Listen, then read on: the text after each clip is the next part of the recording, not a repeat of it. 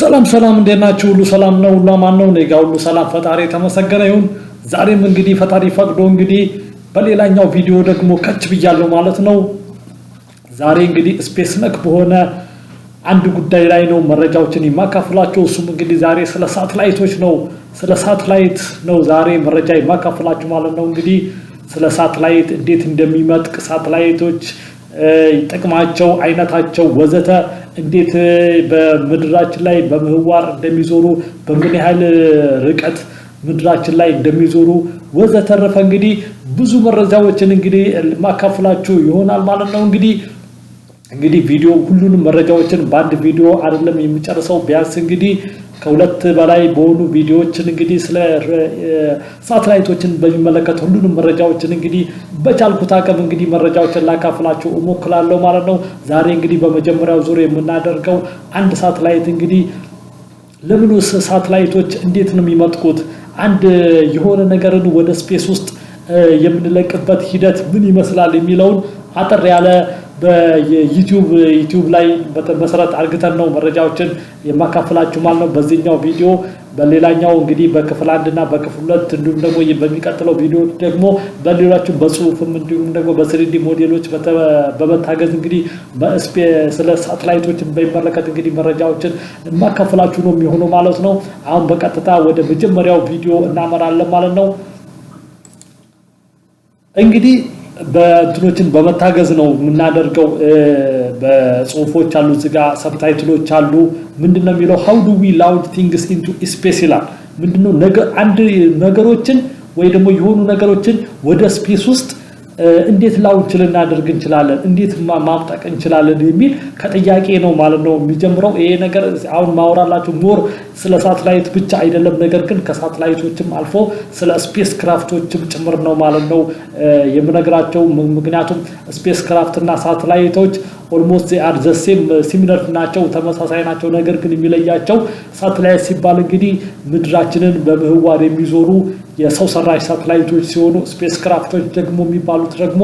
ከምድር ውጪ በሆኑ የጠፈር አካላት ላይ የተለያየ ምርምር የሚያደርጉ ሰው ሰራሽ ሳተላይቶች ናቸው ከርቀታቸው አንፃር ነው እንጂ አብዛኛው እንትናቸው ዘሴም ነው የሚመጥቁበት ሂደት ሁሉ ዘሴም ነው ነገር ግን የርቀታቸው ጉዳይ ነው እንትኖችን ሳተላይት እና ስፔስ ክራፍት ብለን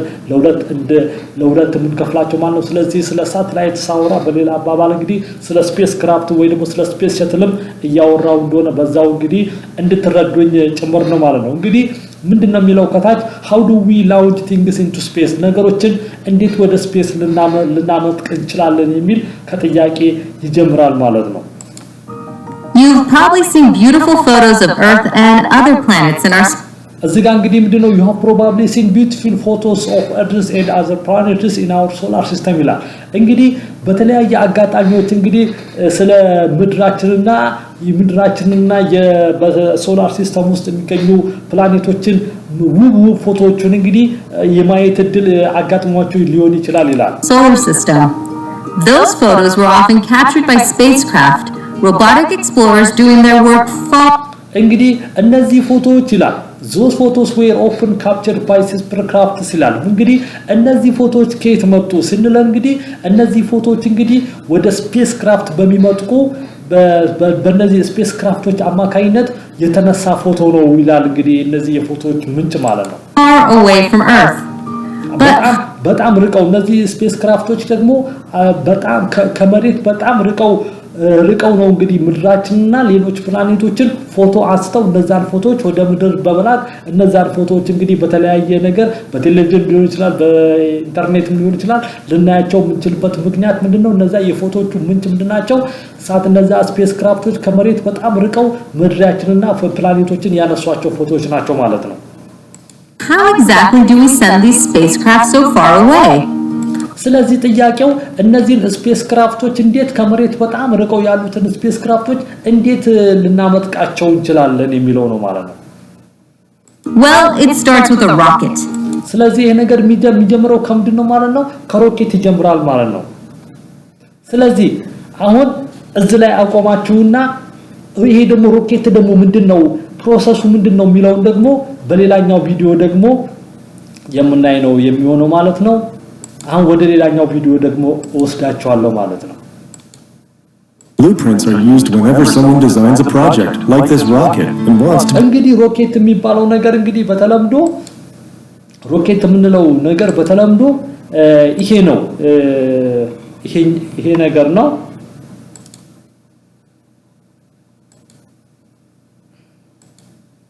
ኦኬ sorry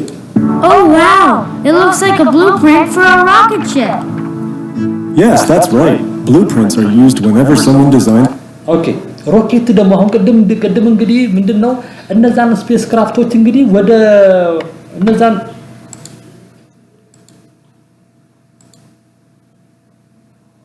እነዛን ስፔስ ክራፍቶች እንግዲህ ወደ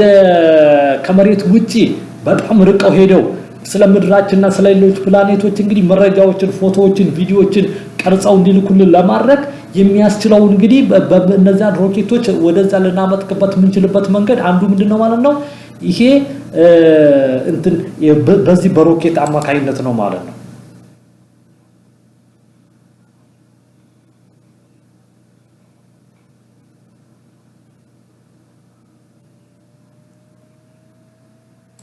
ኦኬ አለፍ ይያለን ነው የሚሄደው እንግዲህ አሁን ይሄ ደግሞ እዚህ ጋር እንግዲህ የሚያሳየው ምንድነው እነዚህ የሮኬቱ ፓርት ናቸው ማለት ነው ሮኬቱ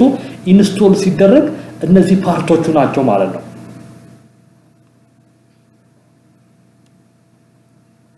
እቺ እንግዲህ ዋናው ያሳየው መጨረሻ ላይ ያሳየው ስፔስ ክራፍቷ የምትቀመጥበት ክፍል ነች ማለት ነው the highest altitude ወይ ደግሞ ስፔስ ክራፍቷ እንድትሄድ የተፈለገበት ከፍታ ድረስ ሄዳ ነው እቺ የመጨረሻው አንተን ስፔስ ክራፍቷን ወይ ደግሞ ሳተላይቷን ወደ ውጪ የምታወጣት ማለት ነው ይሄ እንግዲህ የስፔስ ክራፍቱ እንግዲህ የመካከለኛ ክፍሉ ነው ከታች በኩል ያለው ክፍሉ ነው ማለት ነው እንግዲህ ከስር በታች የምትመለከቱ ነገሮች የተቃጠሉ ፊውሉ ወይ ደግሞ ይሄ ነዳጁ ወደ ውጪ የሚተቃጠለው ነዳጁ እየተቃጠለ ፊውሉ እየነደደ ወደ ውጪ የሚወጣበት ፓርት ነው ማለት ነው ቅድም ያሳየው እነዚህ ደግሞ ምን ይባላሉ ቦስተር ይባላሉ ማለት ነው እነዚህ ቦስተር ሮኬት ይባላሉ ቦስተር ሮኬቱ ማለት ዋናውን ሮኬት ወደሚፈለገው ከፍታ ድረስ ለመግፋት የሚያገለግሉ ተጨማሪ ኃይል የሚሰጡ ቦስተር ሮኬት ነው የሚባሉት ማለት ነው ስለዚህ እንትኑን ቦስት ነው የሚያደርጉት ወይ ደግሞ ፍጥነቱን እንዲጨምር የመሬትን ግራቪቲ ማለፍ እንዲችል ወይ ደግሞ የመሬትን ግራቪቲ መቋቋም እንዲችል የሚረዱ ተጨማሪ ሮኬቶች ናቸው አሁን እዚህ ላይ ከላይ ከስር ከጎኑ አራቱ ሲገጣጠሙ ያያችሁት ማለት ነው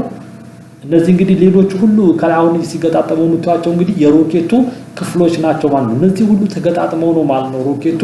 ስፔስ ክራፍቱ ወይ ደግሞ ሳተላይቱን ወደሚፈለገው ከፍታ ላይ ድረስ ወስዶ የሚለቀው እነዚህ ሁሉ አሁን እንግዲህ ሮኬቷ ምትገጪ ስፔስ ክራፍቱ ወይ ደግሞ ሳተላይቱ የሚገባበት እቺ መጨረሻዋ ክፍል እቺ ነች ማለት ነው እቺኛዋ ክፍል እዚች ውስጥ ነው ወይ ደግሞ ሮኬት ሊሆን ይችላል ማነው ሶሪ ሳተላይት ሊሆን ይችላል ስፔስ ክራፍት ሊሆን ይችላል ወይ ደግሞ ምንም ሊሆን ይችላል በሌላ እነዚህ አስትሮናውቶች ወይ ደግሞ የጠፈር ምርምር ጣቢያዎች ወደ ኢንተርናሽናል ስፔስ ስቴሽን በሚጓዙበት ጊዜ እዚህ ውስጥ ሆኖ ነው ማለት ነው እነሱ የሚጓዙት ማለት ነው እንግዲህ ይሄ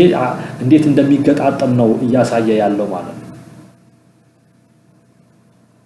አሁን ነው እንዴ እሱ ራሱ ሄዶ ይገጣጠማል ማለት ነው በኋላ ደግሞ እንትኑ ልክ በዚህ መሰረት እንግዲህ በኋላም እየተላቀቀ ይሄዳል ማለት ነው ምክንያቱም የምትፈልገው የምትፈልገው የቷነች እቺ የመጨረሻ እስከ ሳተላይቷ ጋር አብራቢ እስከ መጨረሻ ጉዞ የምታደርገው እቺ የመጨረሻዋ ነች ሌሎች ሁሉ እየተላቀቁ ወደ መሬት ይመለሳሉ ማለት ነው የመጨረሻ የምትቀረው እሷም መጨረሻ ላይ ስፔስ ክራፍቷን ወይ ደግሞ ሳተላይቱን ካወጣች በኋላ እሷም ትመለሳለች ማለት ነው ወደ ምድር የምትመለስ ነው ማይሆን ወይ ደግሞ በጣም ከመሬት በጣም ርቃ ወይ ደግሞ ሌሎች ሳተላይቶች ከሆነ ስፔስ ክራፍቷን ይወሰደቻት በዛው እንግዲህ ምናልባትም ላትመለስ ትችላለች ማለት ነው እሱን አይ ዶንት ኖ የምትመለስበት ሁኔታ ሊኖር ይችላል ምክንያቱም እሷን ተቆጣጥሮ ወደ መሬት የሚመልስም ራሱን የቻለ ሲስተም ይኖራል ወይ ደግሞ አስፈላጊ ቃሆናም እንግዲህ በዛው እንግዲህ በስፔስ ውስጥ እንግዲህ እንደ ቁሻሻ ሆና እንትን በስፔስ ውስጥ ልትቀር ትችላል አሁን እንግዲህ ስፔሱ ከተገጣጠመው በኋላ ስፔሱ ወደሚመጥቅበት ቦታ የመውሰዱን ሂደት ነው ደግሞ አሁን የምናየው ማለት ነው እንግዲህ አሁን ይሄ ስፔሱ የሚመጥቅበት ቦታ ነው አሁን ስፔሱን